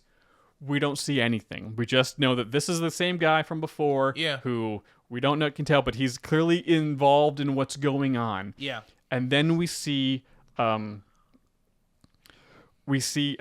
events of the Avengers playing out. Yes. And at this point in the compound that we all know from Shang-Chi, that like there's a lot of Stark tech around. And we see, the news reports of like the Avengers just saved New York and from the alien invasion or whatever. And Tony Stark is the hero of the planet. Yeah. And he is angry and slams his fists down on his desk. And on his hands, we see the 10 rings. The 10 rings. Yeah, hell yeah. Cut to the Marvel intro. And this time, some amazing kick-ass rock music is playing. Yes, dude. It's awesome. Yeah. Yeah. And then, but it turns out it's diegetic because Tony's working in his workshop. He's building stuff. He's making Iron Man suits, and it's super cool because he's like doing stuff. And then Pepper comes in. And I kept a lot of what was really good in the original version of Iron Man 3. Yeah. So Pepper comes down and they like had the talk of like, hey, Tony, you really need to show up at like the office more. We kind of need you there. But like Tony's clearly like very bit, and he's like he can be working on like the Mark 42, like the gesture stuff or whatever. Yeah. So they had that very similar conversation of, and you had it as well, like, hey, we need you to engage in the world and the company. And he's like, no, Pepper, you don't understand. I need to be doing this. I need to build stuff. And he was also working on something when Pepper came in. He quickly covered it with a tarp. And so Pepper's like, there's a little bit, the scene's now longer because she's like going through the workshop. And I was like, why did you build this suit? What does this one do? If they ever did a YouTube reactors, Avengers kind of thing, and, we had to save the world and you saw the void, that would be you, right? Like not sleeping, like, oh yeah, working. I know. Yeah. You're like, you don't understand. We have to win. Yeah, that's you. Thanks. I agree. Yeah, you're Iron Man. I am Iron Man. You are Hulk. Yeah. Science Bros. Woo! So Pepper goes through and like points to a couple different suits and is like, what is this? What is this one? What is this one? Setting up some of the suits that show up later in the movie. Yeah. Just like some, Easter eggs and information from the comics. Just point and talk about them real quick. But they're having the conversation of why are you doing this? And Tony's like is in his like mania of, you don't know what's out there. I need to protect everybody. Yeah. And so, but this is the beginning of like, Tony, you are not alone. We're all a part. Like, we can help. Like, I know that we don't know what was on the other side of that wormhole, but like, Tony, you have friends. You're not alone. You're not alone. But before they can get too far into it, Maria Hill shows up Oh, cool. and says, "Hey." I always wish they should have given her more. They should have given her more to do. And in fact, when I was writing this the first time, I was like, a SHIELD agent comes in. And I was like halfway through, I was like, wait a second, maybe we can just. Oh, wait, Maria hasn't been used. Why do we not have Maria? Dude, Maria's arc as like director of SHIELD is so good. She's awesome. Anyways, keep going. So Maria Hill shows up, and I was like, Tony, I need to let you know about information and stuff. There were a bunch of 10 Rings attacks overseas, and they were using Stark tech. They also put out this video that we were able to suppress from the press or keep them from showing it. But they're calling you out. You need to know about this. And Tony's like, this distracts from Pepper's talk. And he's like, you know what? Perfect. Just give me a lead. Just give me a lead. Anything. I'll just go out and I'll just take care of it. I'm Iron Man. I'll take care of it. And she's like, you don't have to worry about that. SHIELD's all over it. Also, we have somebody that can handle that. Cut to Rhodey overseas at the site of one of these attacks. And he's like trying to figure out what's going on. Yes, there's residue of like Stark energy or Stark tech was clearly used here. But Rhodey gets jumped by some 10 Rings goons who are clearly geared up in Iron Man-esque stuff. Now, we're not talking full suits. We're just talking like Stark tech, bionic arms, things of that nature. The vibroblade of the Marvel universe. Yes. Yeah, things of that nature. It can technically stop a lightsaber, but right. It's not as cool as but the it's not as lightsaber. cool. Right. Yeah. So, what do you think? I think Rhodey listens to classical music as he's taking out the trash. He might. I like the idea of War Machine being like, just like really cranking that Johann Sebastian Bach. Sure. You know what I mean? Yeah. I just the dichotomy He's of cultured. that is. Yeah. I like Tony like linking into his head to say, like, Maybe some jazz. Like, what are you listening to? Yeah. It's definitely not Tony's Chopin. vibe. Yeah. Shut up, Tony. What do you want? So Tony fights these mech'd up kind of 10 Rings goons, and it's actually kind of a fair fight. Yeah. Like, Rhodey gets beat up a little bit, beats him, but like, he's hurt. Like, the suit, is damaged. He flies away, and comes back. And it's like, okay, so clearly the 10 Rings guys are like up to no good. This is at this point, this is when we have Tony has his nightmare, and his suit reacts to his nightmare and attacks Pepper. That was really good. That was very good. The fact that his suit is physically playing out his fears was like, that's a really good idea. Why didn't we use that more? Because that's very clever. But, so the same thing happens. They kind of have that talk, and again, Tony's just like, you don't understand. I'm really sorry. Well, I'll make sure that goes away, but like, okay, sorry. The next morning, the press gets another video of like, hey, we just beat down War Machine. Tony Stark, we're coming for you. Like, don't send us dollar store Iron Man. So Tony's PTSD is like kind of what you said. Like, it's all on me. You guys don't know. I have to lead the way. And he's just so in his head and so wrapped up in what he saw and what happened in New York that he's just like, I'm by myself. And also the pressure of like when all the kids are like, hey, what's it like Iron Man and blah, blah, things? He's so cool. Like at the restaurant when he has his panic attack and like the kids are just like, what was it like? Blah, blah. He's having a hard time with it being like the hero because he's not ready for that sacrifice play yet. He's not, he's a narcissist, but like he's not like, but this is not the attention that he wanted. No. So the 10 Rings put out a video, and there's the Mandarins in it, and he's basically calling out that Tony Stark is a false idol. Oh. You should not be thinking of him as a hero. 2 years ago, Tony Stark was still a merchant of death. Yeah. He, the people that he killed across the Middle East and in Asia, all these Asian countries, like. It's the body count that is the blood on his hands is massive. He's not who you think he is. He can't save you. The Avengers can't save you. Yeah. I can save you. And I'm going to prove it by destroying the most powerful country on the planet. And I'm going to start with its savior, Iron Man.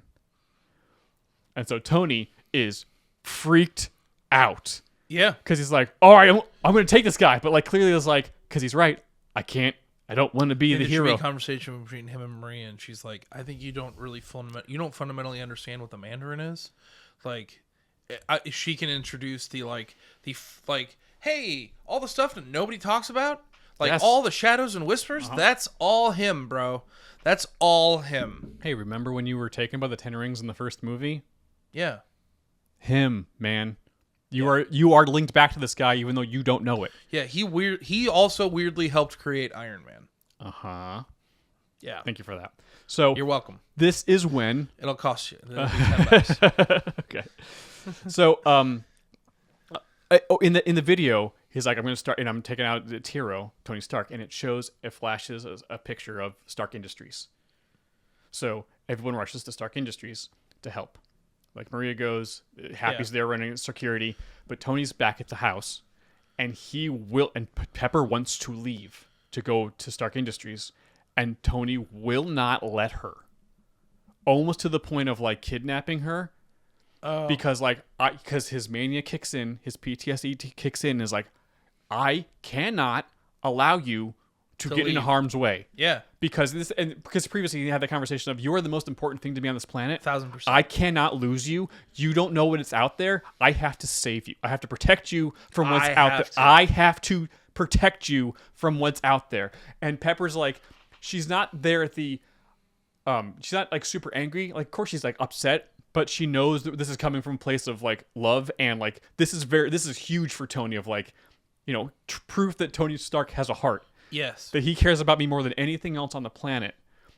And she's like, okay, Tony, I get it. And they're trying to have that. She's going to try to talk him down. And I was like, hey, you know, people we also care about. Happy's there. The company's there. You know, the people who work for you are there. Like, we need to protect them as well. And they're having that conversation because he's got a suit like blocking her, keeping her from leaving. Yeah. And this is when the house attack happens.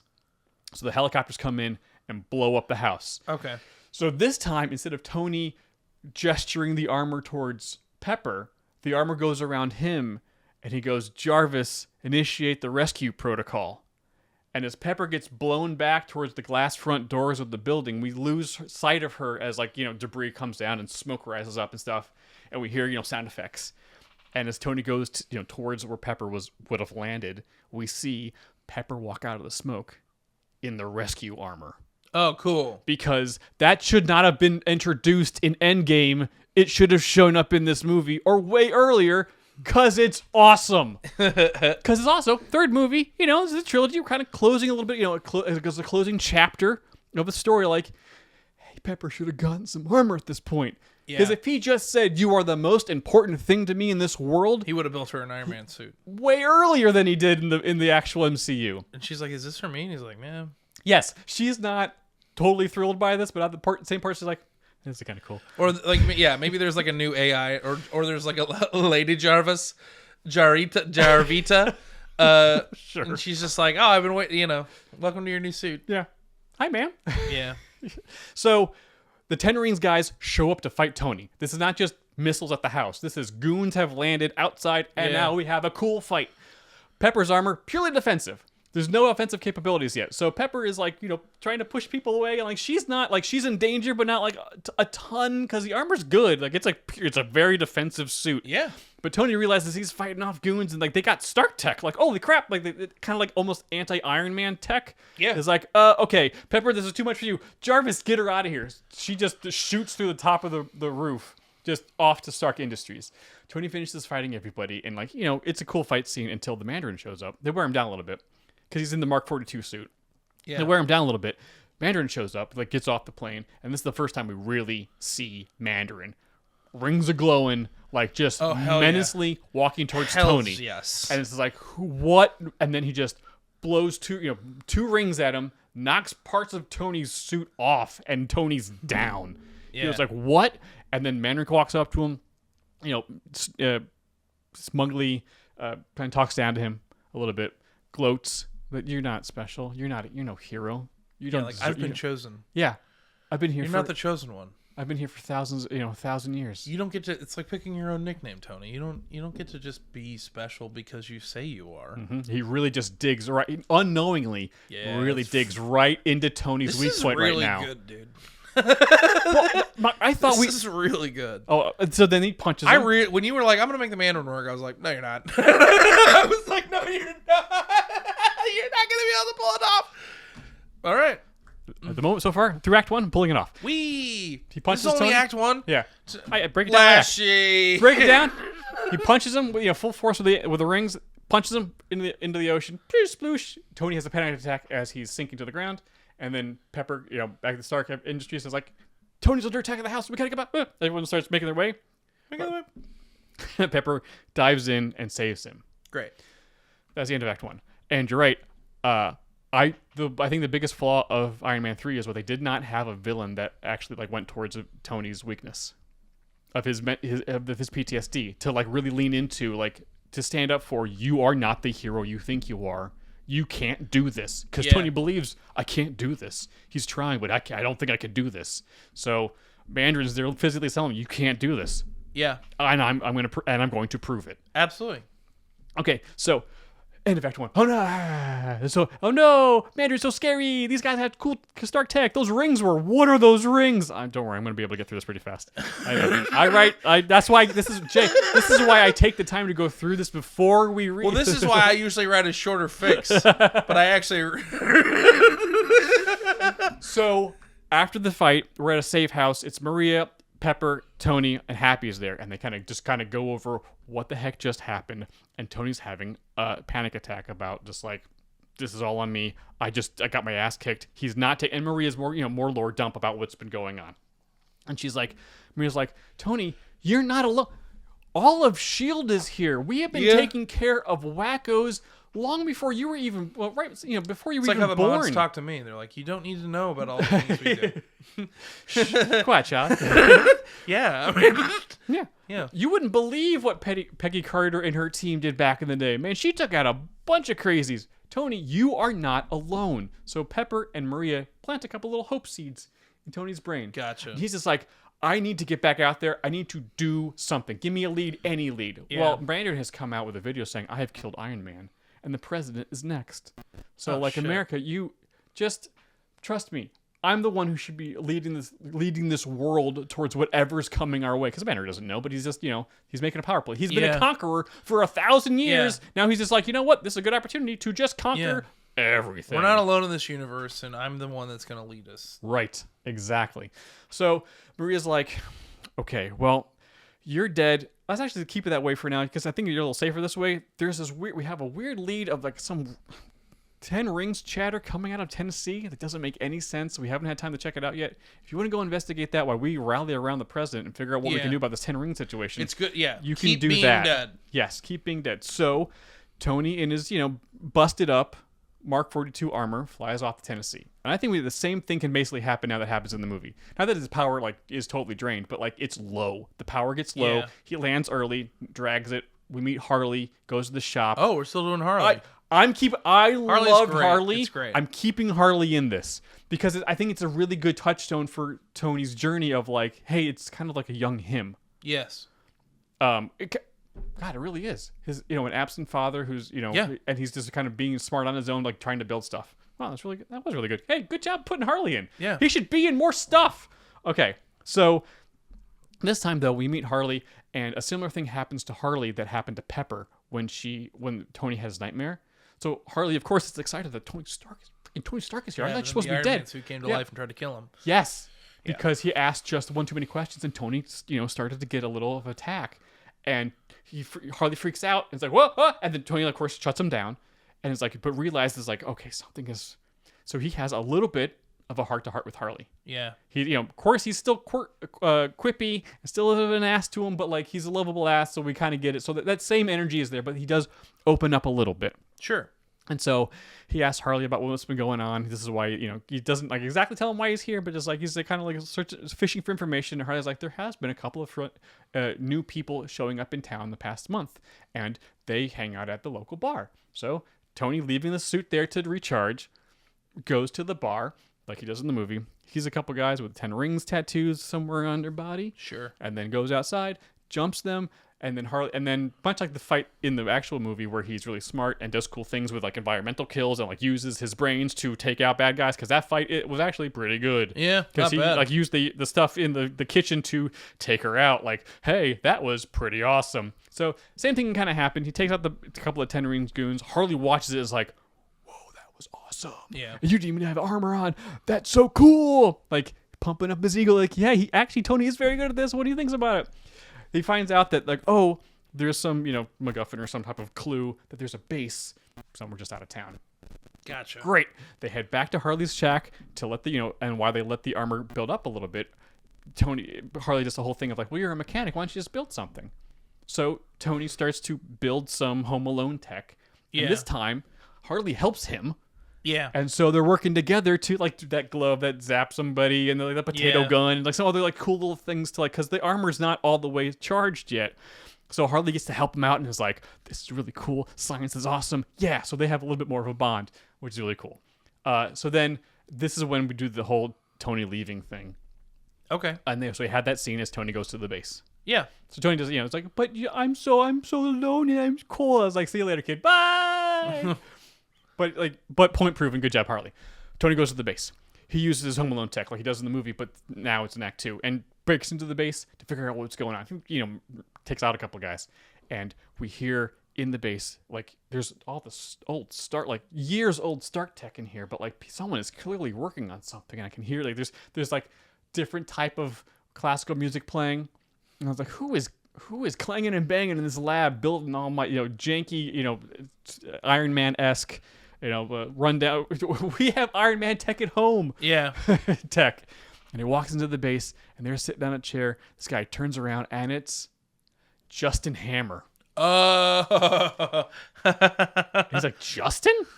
Tony, are you here to save me? What are you even doing here? They broke me out of jail like a couple months ago. They've just been slaving away, just making all this, making like, Stark tech. Like, they didn't want Hammer tech. They really just wanted, me to make things like you. And like, and he's like, oh my God. Okay. Well, first off, we need to get you out of here. And also we need to call the police. You need to be back in jail. But like, they're like, Justin's trying to vibe with him.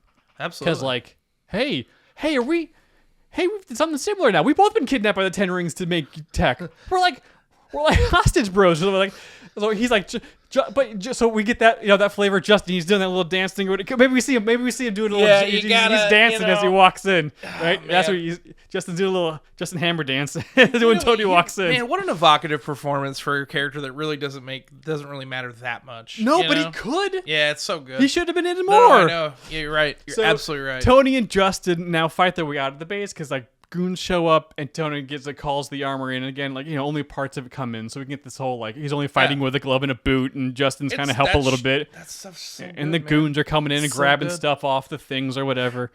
And then so of course they beat them and get out, and Justin they go to the bar to wait for the cops or wait for SHIELD to show up, and while they talk, Justin and Tony are like Justin's really trying to bond.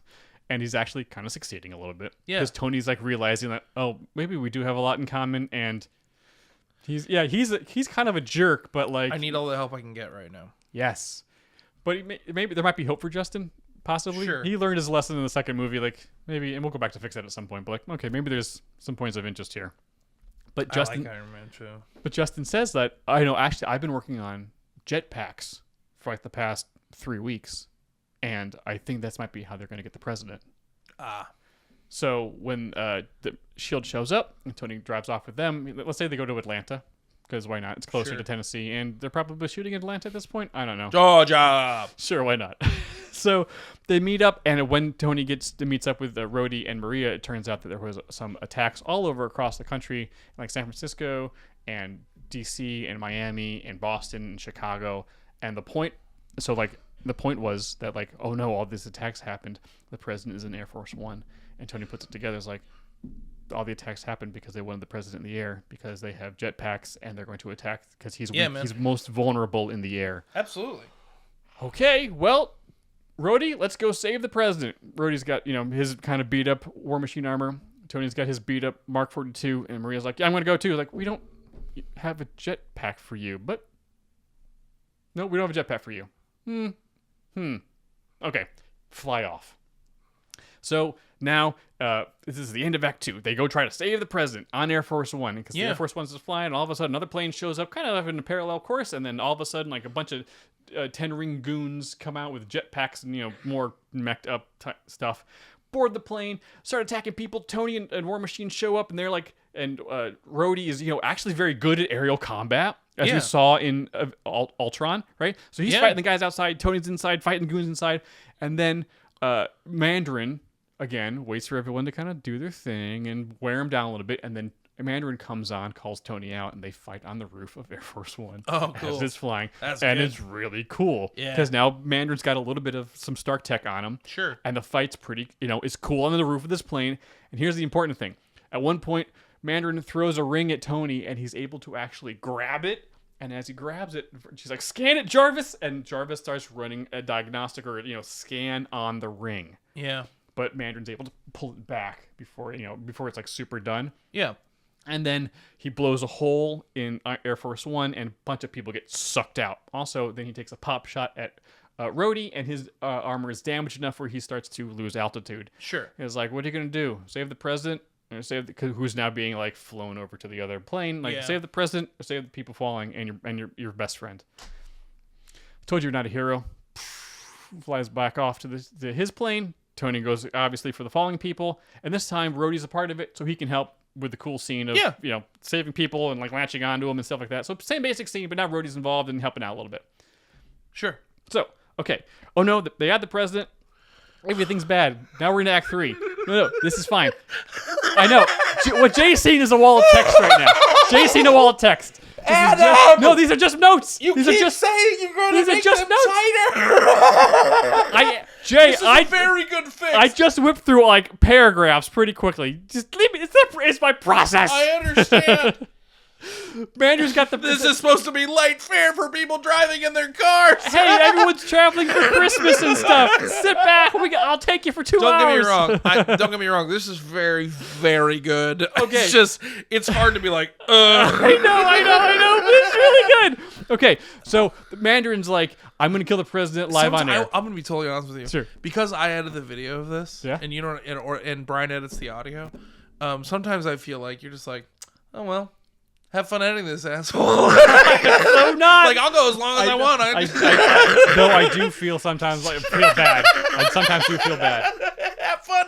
I'm gonna be over here like doing game videos. It's a little bit of revenge. Maybe a little bit. Don't get me wrong. This is so good. Okay, so Man's gonna kill the president live on air stream, whatever. It's 2012, so some of that stuff's happening right now. So Team Tony is gonna rally. We got Tony, Pepper, Happy, Rhodey, and Maria. All like, okay, this is what's going on. We need a plan. And Tony, once again, is starting to have a panic because everyone's looking to Tony. And Tony's having a little bit of a panic attack of like, I'm trying to do my best. I can't do this. And Pepper pulls him aside and has a heart-to-heart. And she's like, "Tony, I love you. I feel safest when I'm around you. I know you're going through a lot of personal issues right now, but let's just focus on this problem. And I know we can do this. Yeah. I know you can do this. You're capable of this. Let's focus and do this." 1000%. And so everyone's like, "Tony, we believe in you. We can do this." And Happy's and Rhodey's like, "Yeah, we got you." And Maria like turns like, "What? Yeah, what? Yeah, what she said. Yeah, team." Because you gotta have that Marvel burst the bubble. Yeah. Because you can't just have a happy moment. So everyone's like, "Okay, we figured." Maria's like, "Somehow we just figured out where they are." It's at a dock. It's the same place from the first one, and maybe it's day. Let's just say it's day because it's easier to see all the stuff going on during the day, and this is a really cool fight. So let's have it during the day. Or maybe it's that magic hour. Yeah, it's sure. the best time to kill the president, Sure, Jay, baby. is magic hour. Georgia. I might be on a list now. So if you gotta do anything, you might as well do it, man. Sure. You know? So Maria's like, "Okay, well, Tony, it's great and all, but like they have a small army of 10-ring goons all basically decked out in versions of your gear. What are we gonna do? I mean, we have a bunch of shield agents, but like you haven't given us your tech. Like, what do we do?" And Tony's like, I actually have a small army of my own. Jarvis, initiate the house party protocol. It's such a good term. It's so cool. So we see that, back to the house that's got damage, but it's not all the way. And the bots, but the little arm bots, they're okay. They were didn't- okay in the third one too. They were busted and broken and dragged out at the Yeah, end. they got fixed. They did, but they definitely fell into the water. This time they didn't. They're okay. They're fine. They kind of help out. They pull stuff around and get things ready to go. Everyone loves those bots. Yeah, I know. That's why they saved them. Yeah.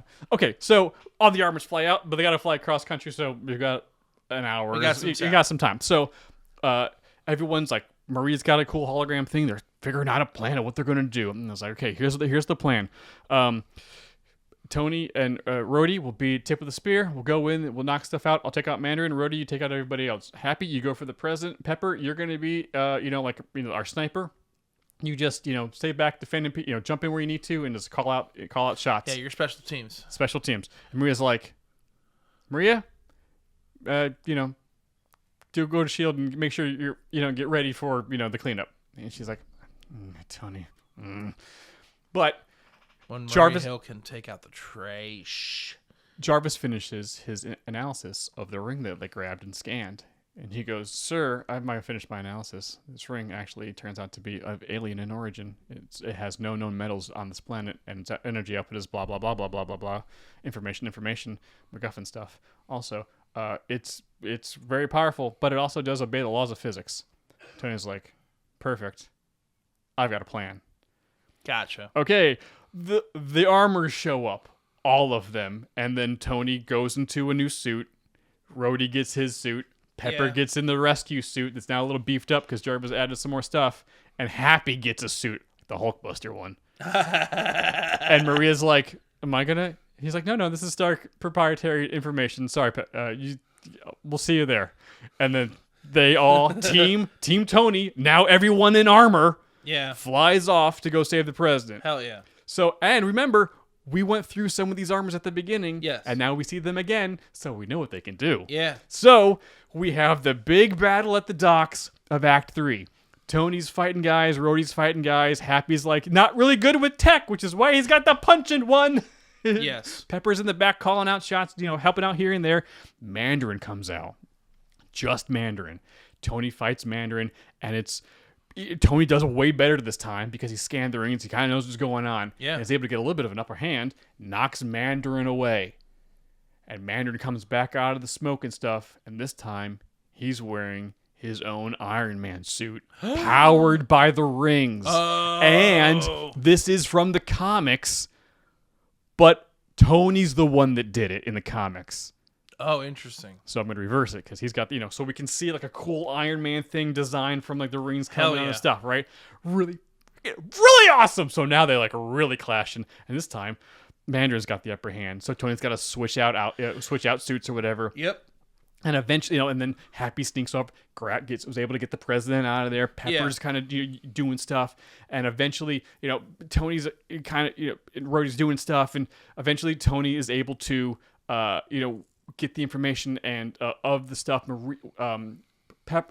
Happy grabs the president. Happy flies off with the goal. Like, great. So we see Happy leave the battle, and as his light, kind of goes into the distance, we see another one right next to him get larger and larger, and it's Maria Hill with her jetpack, which she had in the comics, and now she's got in the MCU. She shows up with S.H.I.E.L.D., with a couple of S.H.I.E.L.D. guys, but most of them are coming by land, and she has this MacGuffin box that she's like, I got your thing, Tony. And so she's right around where Tony's fighting Mandarin. And at some point, Tony was able to grab his arm and pull a ring off and throw it behind him right into Maria, who captures it in his box. And it's now trapped behind an electromagnetic field. And it can't go back to him. Gotcha. So at this point now it's just deconstructing Mandarin of knocking off the armor, getting him to fire stuff and block it, deflect it into the box. So they depower him by taking the rings away. Slowly getting the rings. Yes, slowly getting the rings. They get them all in the box. Mandarin's now defeated. Ha, Jose, we won. Jose? Who's Jose? Huzzah. Sorry. I kind of want... Hip, hip, Jose! Also, hip, Jose! Yeah, I think that Pepper can also fire a unibeam, from Sure. out of nowhere. Just snipe him, help out. Because Pepper should help out. Wait, so what does Jose do? Good job, Mr. Stark. You did it. Everyone's You're our favorite hero. Marvel hero. Hip, Jose. Oh, and when I'll forget this. When Maria comes in,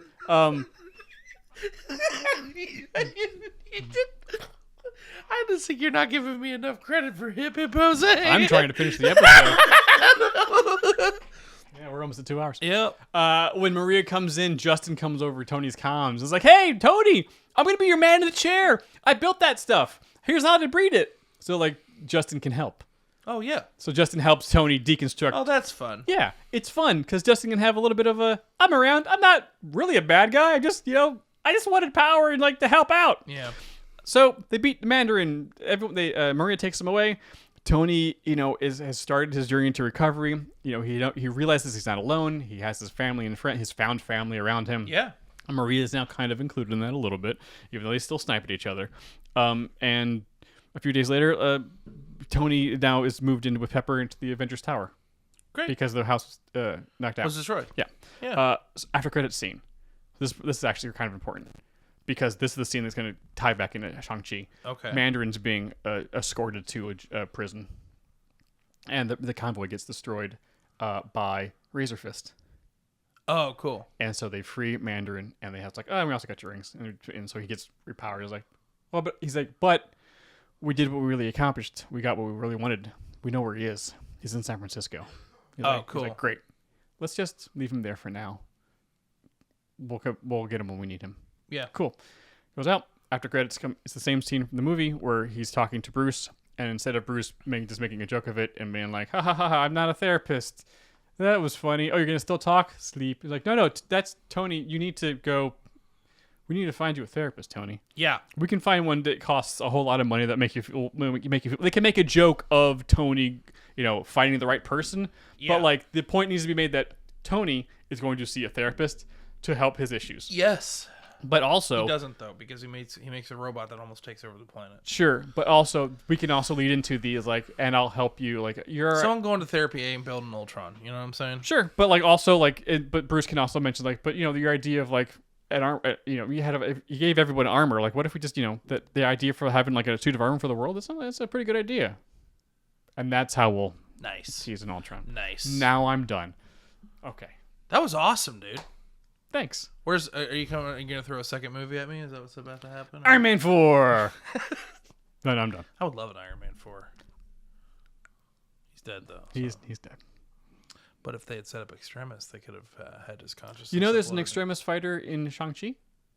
In one of when they go to Macau, or no, was it over the city the sisters in, and they're going through it's like John showing them all like the fights and stuff going on in the rooms. Oh, I'm sure there is. One of the guys is an Extremis fighter, and one of them was a Black Widow, apparently. Interesting. Yeah.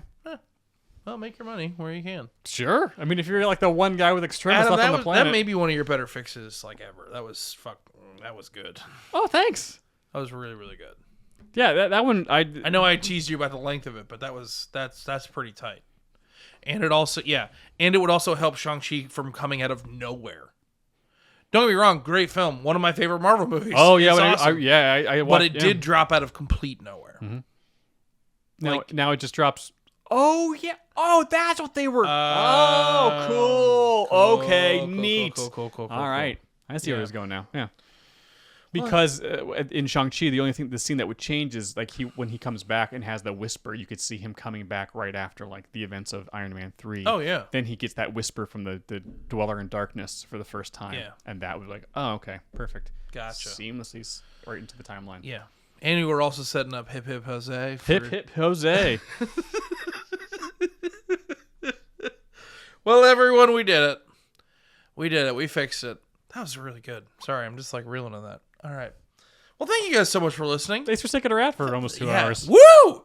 Who would have thought Iron Man 3 would have been the one that would have been the longest one? I know. We passed the savings on to you. If you guys are watching this on YouTube, if you wouldn't mind liking, subscribing, and hitting that bell and doing that YouTube that you do so well. If you're listening to this on anywhere you find your audio podcasts or Apple Podcasts or Spotify or whatever, if you wouldn't mind just leaving us a quick review. It takes 2 seconds. You just hit 5 stars and you say, "Good job. These boys are my best boys." Best boys. And move on. Good thing. Good words Takes from them. 2 seconds. Hip hip Jose. Hip hip Jose. You guys are amazing. Thank you so much for being a part of this. It's been a heck of a year. And we've got more content coming to you guys in 2023, and it's going to be crazy. Yes, we do. But as we end every episode, heartbreak feels good in a place like this. It's the slow unibeam you don't see coming. Wow! Get out of the way! No, get out of the way! Bye, guys.